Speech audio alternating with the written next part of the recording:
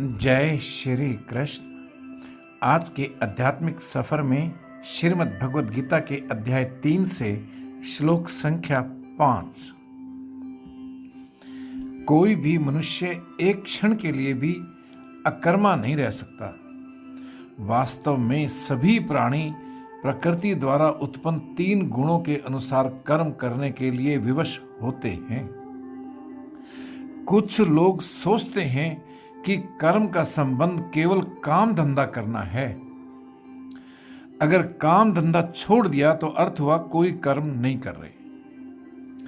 लेकिन भगवान कहते हैं कि शरीर से, मन से, वाणी से, किसी से भी की गई हर गतिविधि कर्म है। हम बैठे हैं, ये एक क्रिया है। हम लेटते हैं, ये भी एक क्रिया है।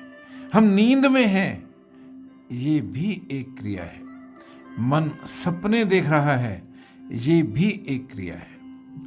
और गहरी नींद में है, हमारा दिल और शरीर के अन्य अंग कार्य करते ही रहते हैं। कोई भी मनुष्य किसी भी अवस्था में क्षण मात्र भी कर्म किए बिना नहीं रह सकता। चाहे वो कर्म योग में हो, ज्ञान योग में हो, भक्ति योग में हो, ज्ञानी हो, अज्ञानी हो, वो कर्म किए बिना रह ही नहीं सकता। हाँ, उसका कर्म सात्विक हो सकता है, कर्म राजसिक हो सकता है, कर्म तामसिक हो सकता है, पर होगा अवश्य।